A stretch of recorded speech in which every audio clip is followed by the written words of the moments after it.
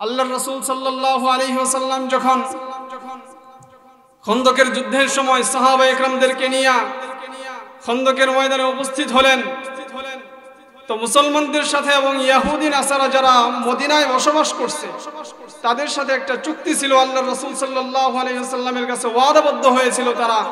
তারা এসে আল্লাহর রাসূল সাল্লাল্লাহু আলাইহি ওয়াসাল্লামের হাতে হাত রেখে কথা দিয়েছিল যে আমরা আপনাদের বিরুদ্ধে যুদ্ধে আসব না, আপনাদের বিরুদ্ধে যারা যুদ্ধ করতে আসবে আমরা তাদের পক্ষ গ্রহণ করব না। কিন্তু মক্কার কাফেররা যখন বিশাল এক বাহিনী নিয়ে মদিনায় আক্রমণ করার জন্য, একেবারে মুসলমানদেরকে সমলে নিঃশেষ করে দেওয়ার জন্য মদিনা থেকে যখন বিশাল বাহিনী নিয়ে আসছে, এই বিশাল বাহিনী দেখে যখন তারা বুঝতে পারলো তারা যেই সংখ্যা নিয়ে আসছে এই সংখ্যার তুলনায় মুসলমানদের সংখ্যা কিছুই না, তো মুসলমানরা নিশ্চিত পরাজয় বরণ করবে, এই অবস্থা দেখে ওই মদিনার ইহুদি এবং নাসারারা সহ কাফেরদের সাথে যোগদান করে। তো ইহুদি এবং নাসারারা যখন কাফেরদের সাথে যোগদান করছে, মুসলমানদের মধ্যে কিছু মুনাফিক ছিল। এই মুসলমানদের মধ্যে যারা মুনাফিক তারা যখন দেখলো মদিনার এত বড় বড় দুইটা দল তারা সহ কাফেরদের সাথে গিয়ে যোগদান করছে, আগেও তো মুসলমানরা বিজয় লাভ করার তাদের কোনো সম্ভাবনা ছিল না, কিন্তু এখন যে অবস্থা তাদের সংখ্যা আরো কমে গেছে, কাফেরদের সৈন্য সংখ্যা আরো বেড়ে গেছে, কাজেই এখন যে মুসলমানরা বিজয় লাভ করবে এর তো কোনো সম্ভাবনাই নেই। এই অবস্থা দেখে ওই মদিনার মুনাফিকরা সহ ওই কাফেরদের দলে গিয়ে যোগদান করে। এইভাবে তাদের সংখ্যা হয়ে গেল 10,000। পক্ষান্তরে মুসলমানদের অবস্থা হইল যে এইখানে মাত্র 3,000 মুসলমানরা অবস্থান করতেছে। তো কোথায় 3,000, কোথায় 10,000? তো এই 10,000 কাফেরদের মধ্যে একজন কাফের যার পুরা পাহলওয়ান, যে এমন শক্তিধর, যার দেহ অবয়ব এত বিশাল যে তার সাথে সামনাসামনি এসে লড়াই করবে, তার সাথে যুদ্ধ করবে, এমন সাহস এমন শক্তি পুরো আরবের মধ্যে কারো নাই। তো এমন একজন আইসা ওই কাফেরদের 10,000 মানুষকে টপকায় আসে, সামনে আইসা মুসলমানদেরকে উদ্দেশ্য করে বলতেছে, হে মুসলমানরা, তোমাদের মধ্যে কে আছো যে আমার মোকাবেলা করতে পারবা? যদি তোমাদের মধ্যে কেউ থাইকা থাকে আমার মোকাবেলা করতে পারবা তাহলে আসো, আমি তোমার সাথে যুদ্ধ করার জন্য আমি এখানে আসছি, তোমাদের মধ্যে যদি কেউ থাকে তাহলে আসো আমার মোকাবেলা করো। এইভাবে যখন হুঙ্কার ছেলে মুসলমানদেরকে বলছেন, মুসলমানদের মধ্যে হযরত আলী রাদিয়াল্লাহু তাআলা আনহু লাফ দিয়ে দাঁড়ায় গেছেন, ইয়া রাসূলুল্লাহ, আপনি আমাকে অনুমতি দেন, আমি তার মোকাবেলা করতে চাই। আল্লাহর রাসূল সাল্লাল্লাহু আলাইহি ওয়াসাল্লাম তাকে বসায় দিলেন, হে আলী বসে যাও। হযরত আলী রাদিয়াল্লাহু তাআলা আনহু এখানে বসে পড়লেন। হযরত আলী রাদিয়াল্লাহু তাআলা আনহু যে বসলেন এটা কি মৃত্যুর ভয়ে? প্রত্যেকটা সাহাবী যেখানে যুদ্ধের ময়দানে গেছেন তারা নিজেদের জান উৎসর্গ করে দেওয়ার জন্য, নিজেদের জান বিলায়া দেওয়ার জন্য গেছে, কথা কোন ঠিক কিনা? তো এইখানে নিজের জান বিলায়া দেওয়ার জন্য গেছে, জানটা দেওয়ার ক্ষেত্রেও আল্লাহর রাসূল সাল্লাল্লাহু আলাইহি ওয়াসাল্লাম যখন বলছেন হে আলী বসে যাও, সে বসে গেছে নাকি লাফ দিয়ে চলে গেছে সামনে? তাহলে এইখানে আমাদের জন্য শিক্ষণীয় একটা ব্যাপার আছে, সেটা হলো যে আমি যদি আমার জানটাকেও আল্লাহর জন্য দেই, এখানেও আল্লাহ এবং তার রাসূলের নীতি অনুসরণ করতে হবে, কথা কোন ঠিক কিনা? তারা জান দেওয়ার জন্য গেছে। আল্লাহর রাসূল সাল্লাল্লাহু আলাইহি ওয়াসাল্লাম যখন বলছে হে আলী বসো, এ কিন্তু আমর ইবনে আব্দে উদ। হযরত আলী রাদিয়াল্লাহু তাআলা আনহু আল্লাহর রাসূল সাল্লাল্লাহু আলাইহি ওয়াসাল্লামের অর্ডার মানার জন্য বসলেন। যখন হযরত আলী রাদিয়াল্লাহু তাআলা আনহু বসলেন, বসার সাথে সাথে সে আবার হুঙ্কার ছেড়ে বলল, কি ব্যাপার? তোমরা না বলে থাকো আমাদের হাতে যদি কেউ নিহত হয় তাহলে সে নাকি তোমাদের জান্নাতে চলে যায়?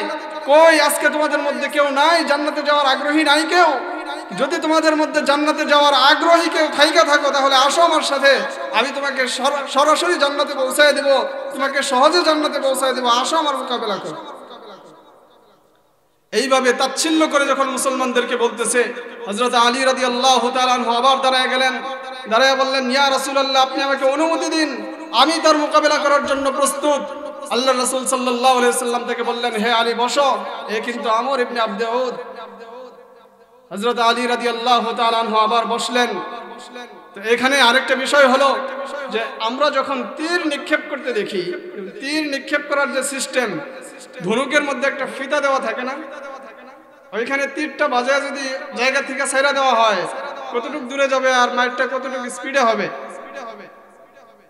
যদি আরেকটু পিছনে নেওয়া হয়, আরো দূরে যাব, মাইরের স্পিড আরো বাড়বো। যদি আরো কষায় টান দেওয়া হয়, গতি আরো বাড়বে।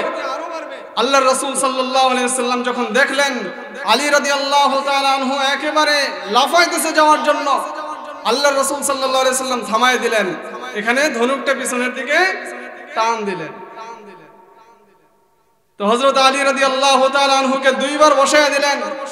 যখন সে দুইবার হুঙ্কার ছাড়ার পরেও মুসলমানদের দল থেকে তার সাথে মোকাবেলা করার জন্য কেউ আসলো না, তো সে আবার নিজে কবিতা বানায়া মুসলমানদেরকে তিরস্কার করা শুরু করলো।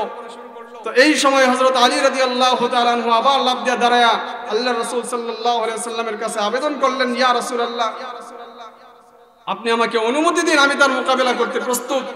আল্লাহর রাসূল সাল্লাল্লাহু আলাইহি ওয়াসাল্লাম বললেন, হে আলী, বসো, এ কিন্তু আমর ইবনে আবদে উদ। আল্লাহর রাসূল সাল্লাল্লাহু আলাইহি ওয়াসাল্লামকে হযরত আলী রাদিয়াল্লাহু তাআলা আনহু বললেন, ইয়া রাসূলুল্লাহ, সে যদি আমর ইবনে আবদে উদ হয়, আমিও আলী ইবনে আবু তালেব, আপনি আমাকে অনুমতি দেন, আমি তার মোকাবেলা করব। আল্লাহর রাসূল সাল্লাল্লাহু আলাইহি ওয়াসাল্লাম তাকে অনুমতি দিলেন। হযরত আলী রাদিয়াল্লাহু তাআলা আনহু তার সাথে মোকাবেলা করার জন্য গেলেন। আল্লাহর রাসূল সাল্লাল্লাহু আলাইহি ওয়াসাল্লাম যখন তাকে অনুমতি দিয়েছে, সে এক দৌড়ে ওইখানে চলে গেছে, গিয়া তাকে প্রস্তাব করছে, তোমাকে আমি তিনটা অপশন দিতেছি, এই তিনটার মধ্যে যে কোনো একটা তুমি গ্রহণ করতে পারো। হয় আমি তোমার কাছে কালিমার দাওয়াত দিলাম, যদি তোমার পছন্দ হয় তাহলে তুমি কালিমা গ্রহণ করে নাও, তোমার সাথে আমি মোকাবেলা করব না, তোমার সাথে আমার যুদ্ধের কোনো প্রয়োজন নাই। আর যদি এটা না করো তাহলে তুমি তোমার দলবল নিয়ে মক্কায় ফিরে যাও, তাহলে আমি তোমার উপর আক্রমণ করব না। আর যদি এই দুইটার কোনোটাই তোমার কাছে পছন্দ না হয়, তাহলে তৃতীয় অপশন হলো যে আমি এখানে তোমার কাছে পায়ে হেঁটে আসছি, কাজেই তুমি আসছো ঘোড়ায় চড়ে, আমার সমানে সমান হও, তারপরে তোমার সাথে মোকাবেলা হবে। তো তার তো একটা প্রসিদ্ধি আছে, পুরা আরবের মানুষ জানে যে এই লোকটা অনেক বড় বীর, অনেক বড় পাহলোয়ান। এখন সে যদি হযরত আলী রাদিয়াল্লাহু তাআলা আনহুর এই সমস্ত প্রস্তাবে সে যদি সহজগুলা মেনে নেয়, তার সাথে মোকাবেলা না করে, তাহলে তার প্রতি একটা দাগ আসতে পারে যে সে আলী রাদিয়াল্লাহু তাআলা আনহুকে দেখে ভয় পাইছে। তো এই যে একটা অহংকার, যে আমার একটা নাম আছে, এই অহংকারের কারণে সে আর ইসলাম গ্রহণ করতে পারে নাই। অহংকার এমন এক গুণ, এমন এক খারাপ গুণ, যে খারাপ গুণের কারণে আল্লাহ পাক রব্বুল আলামিন অনেক কাফের বেঈমানকে হেদায়েত থেকে বঞ্চিত করে দিয়েছে। যে এই গুণ কোন মুসলমানের থাকতে পারে? আল্লাহ পাক রব্বুল আলামিন সকল মুসলমানকে হেফাজত করে। তো হযরত আলী রাদিয়াল্লাহু তাআলা আনহু যখন তাকে তিনটা অপশন দিলেন যে এই তিনটার যে কোনো একটা তুমি গ্রহণ করতে পারো, তোমার সুযোগ আছে, সে প্রথম দুইটা ক্যান্সেল করে দিল। তৃতীয় অপশন, যেটা সে যদি ঘোড়ায় থেকে নেমে হযরত আলী রাদিয়াল্লাহু তাআলা আনহুর সাথে মোকাবেলা করতে চায়, তাহলে হযরত আলী রাদিয়াল্লাহু তাআলা আনহু তার সাথে মোকাবেলা করবে, এই তৃতীয় অপশনটা সে গ্রহণ করলো। সে ঘোড়ার থেকে এক লাফে লাফ দিয়ে নামছে, নাইমা হযরত আলী রাদিয়াল্লাহু তাআলা আনহুর উপর আক্রমণ করছে। তো হযরত আলী রাদিয়াল্লাহু তাআলা আনহু তার আক্রমণ যখন প্রতিহত করছে তার হাতের ঢাল দ্বারা, তো তরবারির আঘাত এত স্পিডে আসছে যে হযরত আলী রাদিয়াল্লাহু তাআলা আনহুর হাতের যে ঢাল ছিল এটা দুই খণ্ড হয়ে, দুই টুকরা হয়ে ওই তরবারির আঘাত মাথায় গিয়ে লাগছে, এত স্পিডে মারছে। তো হযরত আলী রাদিয়াল্লাহু তাআলা আনহু এই রক্তাক্ত মাথা নিয়েই যখন দেখলেন যে তার হাতে আর ঢাল নাই, কাজে এখন আর ঢালের জন্য অপেক্ষা করা চলবে না, যে কোনো উপায়ে তার মোকাবেলা করতে হবে। হযরত আলী রাদিয়াল্লাহু তাআলা আনহু এই রক্তাক্ত মাথা নিয়েই তার মোকাবেলা করতেছে। এই অবস্থায় হযরত আলী রাদিয়াল্লাহু তাআলা আনহু সুযোগ বুঝে এমন এক তরবারির আঘাত করছে, ওই কাফের, ওই বেঈমান দুই টুকরা হয়ে গেছে। যখন দেখলো কাফেররা যে তাদের মধ্যে যে সবচেয়ে বড় বীর ছিল সে এখন দুই খণ্ড হয়ে দুই দিকে পড়ে গেছে, তো তাদের 50% শক্তি এমনি দুর্বল হয়ে গেছে। তো তাদের এই অবস্থা দেখে মুসলমানরা খুশি হয়ে গেছে। আল্লাহর রাসূল সাল্লাল্লাহু আলাইহি ওয়াসাল্লাম এত খুশি হয়েছে যে তার এই অবস্থা দেখে যখন দেখলো যে হযরত আলী রাদিয়াল্লাহু তাআলা আনহু তার উপর আক্রমণ করেছে, ওই কাফের, ওই বেঈমান দুই টুকরা হয়ে গেছে, আল্লাহর রাসূল সাল্লাল্লাহু আলাইহি ওয়াসাল্লাম বললেন, নারায়ে তাকবীর, সমস্ত সাহাবায়ে কেরাম আল্লাহু আকবারের ধ্বনি দিয়া আকাশ আর বাতাসকে কাঁপায় দিয়েছেন। শুধু আকাশ আর বাতাস কাঁপে নাই, ওই সমস্ত কাফের আর বেঈমানদের মনের মধ্যে যেই ওই কাফের এবং বেঈমানদের মন সহ কেঁপে উঠছে। শুধু তাদের মন কাঁপে নাই, তাদের আত্মা কাঁপে নাই, বরং তারা যেই জায়গায় দাঁড়ানো ছিল তাদের এই পা পিছনের দিকে সরে গেছে। তাহলে আল্লাহু আকবারের আওয়াজ যদি জোরে হয় এর ফায়দা আছে না নাই? এখনো পর্যন্ত আপনারা লক্ষ্য করলে দেখবেন যে নারে তাকবীরের আওয়াজ যদি জোরে হয় তাহলে এখনো পর্যন্ত কাফের আর বেঈমানদের মন কেঁপে ওঠে। কথা কোন ঠিক কিনা? যার কারণে বিগত দিনে অনেক মাহফিল শুধু নারে তাকবীর বলার কারণে বন্ধ করে দেওয়া হয়েছে। আল্লাহ পাক রব্বুল আলামিন এই সমস্ত আওয়াজের কারণে আল্লাহর দুশমন যারা আল্লাহর রাসূল সাল্লাল্লাহু আলাইহি সাল্লামের দুশমন তাদের অন্তরে ভয় ঢোকায় দেন। এই জন্য আপনাদের কাছে বলি, যখন সুবহানাল্লাহ বলার কথা আপনারা ঘুম বাদ দিয়া জোরে জোরে বলবেন সুবহানাল্লাহ, যাতে ওই আল্লাহর দুশমন আল্লাহর রাসূল সাল্লাল্লাহু আলাইহি সাল্লামের দুশমন যারা তাদের অন্তর সহ কেঁপে ওঠে। ঠিক আছে না ইনশাআল্লাহ? তো আল্লাহ পাক রব্বুল আলামিন আমাদেরকে অসংখ্য অগণিত নিয়ামত দিয়ে রাখছেন। তার মধ্যে এই যে দেখেন যেই মজলিসটাতে বসছেন, এই মজলিস এমন এক মজলিস যেই মজলিসে বসার কারণে আল্লাহ রাব্বুল আলামিন বান্দাদের উপর আল্লাহ ওই সকল বান্দাদেরকে নিয়ে আল্লাহ পাক ফেরেশতাদের সাথে আলোচনা করেন। আল্লাহ পাক ওই সমস্ত বান্দাদের অন্তরে ঈমানকে বৃদ্ধি করে দেন। আল্লাহ পাক ওই সমস্ত বান্দাদের অন্তরে ঈমানকে বৃদ্ধি করে দেন। আর ঈমান বৃদ্ধি হলে কি হয়? ঈমান কি জিনিস? তো আমি যে এই কথাগুলো বললাম যে যেখানে এই মজলিসে বসছেন আপনারা, এই মজলিসে বসার কারণে আল্লাহ রাব্বুল আলামিন যে ঈমান বৃদ্ধি করে দিবেন, আল্লাহ রাব্বুল আলামিন আপনাদেরকে নিয়ে ফেরেশতাদের সাথে আলোচনা করবেন, এটা কি আমার মুখের কথা?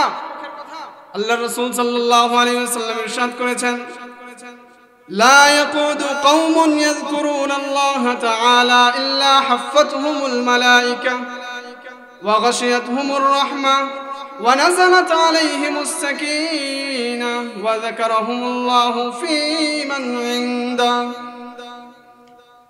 যেখানে এমন কোন মজলিস হয় যে মজলিসে আল্লাহ এবং তার রাসূলের বড়াই বড়ত্বের কথা আলোচনা করা হয়, ওই মজলিসে যারা উপবিষ্ট থাকবে ওই সকল বান্দাদেরকে আল্লাহ পাক রব্বুল আলামিনের একদল ফেরেশতা বেষ্টন করে নেন।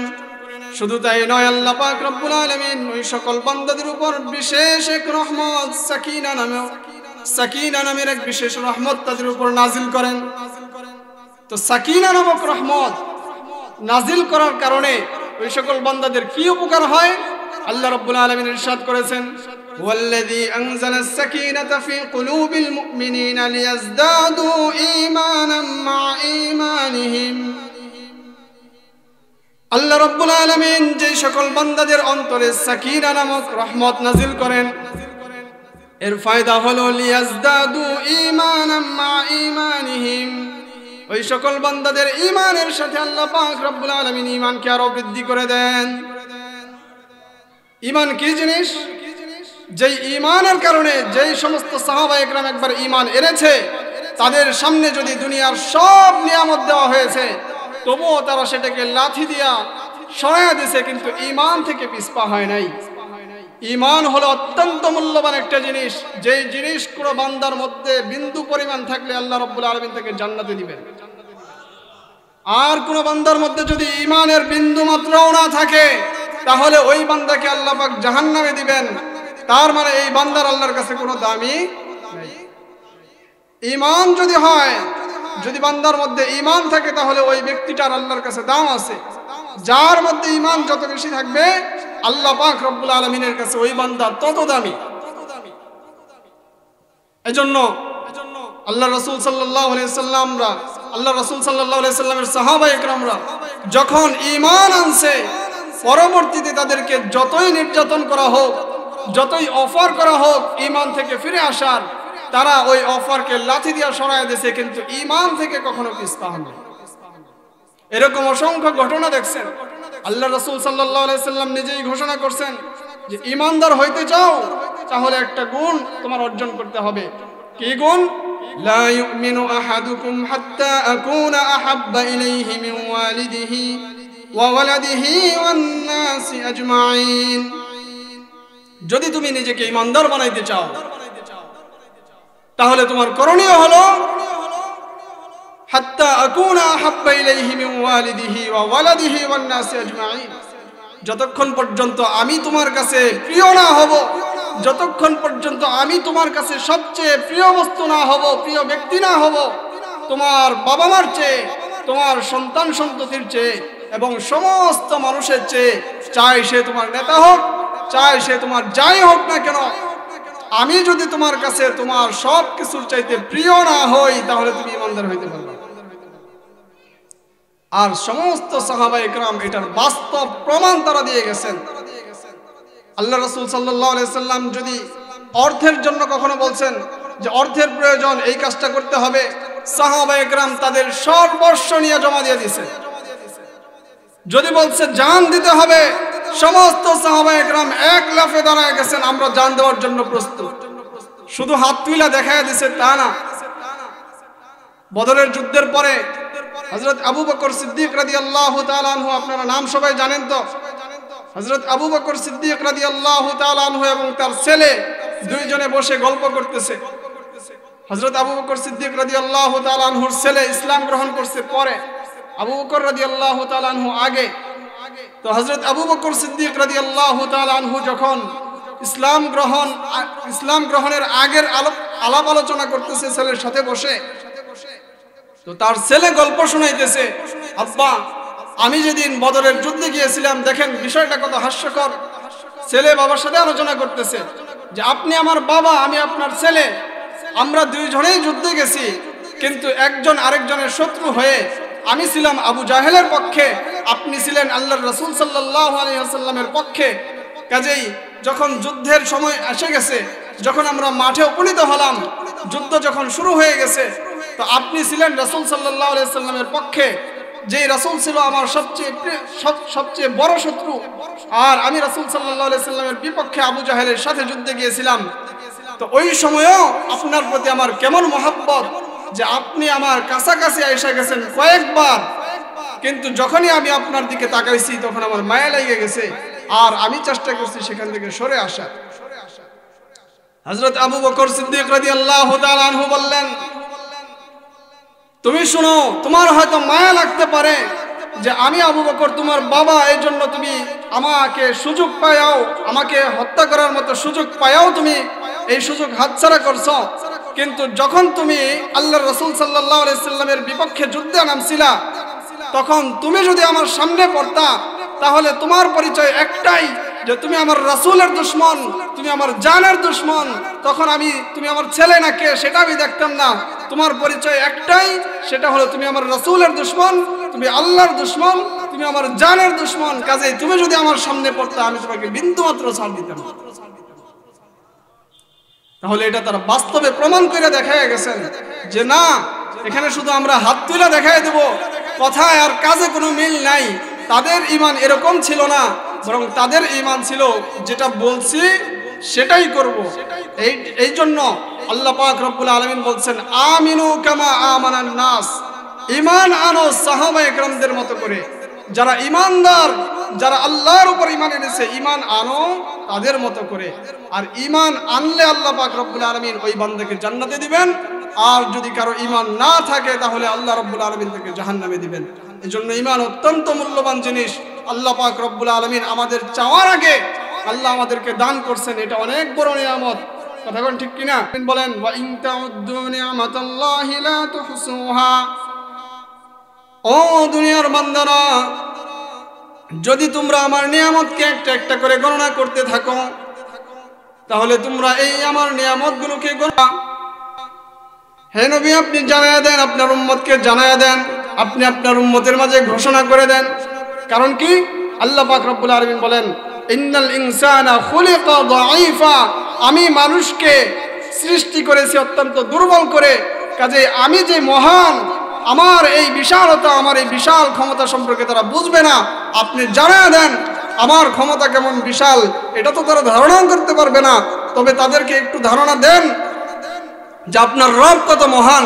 সেটা হলো যে এই যে সাগর দেখতেছ, এই সাগরের পানিগুলোকে যদি কালি বানানো হয় আর এই কালি দিয়ে যদি তোমার রবের কালিমা লেখা শুরু করা হয়, তোমাদের রবের কালিমা লেখা শুরু করা হয়, তার নিয়ামতগুলোকে লেখা শুরু করো, তার শক্তি সম্পর্কে লেখা শুরু করো, তাহলে এই কালি শেষ হয়ে যাবে, তোমার রবের কালিমা লেখা শেষ হবে না। শুধু তাই না, ওয়ালাউ জিনা বিমিসলিহি মাদাদা, এই যে সমুদ্র দেখতেছো এটা তো শেষ হবেই, এর সমপরিমাণ আরো যদি আনা হয় পানি, সেগুলো শেষ হয়ে যাবে, কিন্তু তোমাদের রবের কালিমা লেখা শেষ হবে না। আল্লাহ পাক রব্বুল আলামিন কত মহান। যদি লিখতে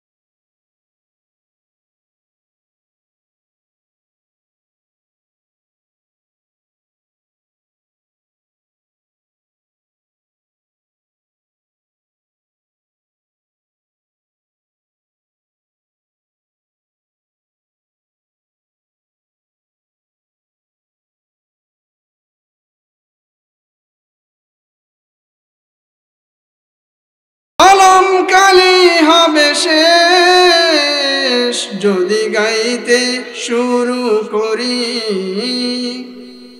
হৃদয়ের সুর হবে শেষ, ফোরাবে না তোমার প্রশংসারে, তবু ফোরাবে না তোমার প্রশংসারে, ঠিক কিনা?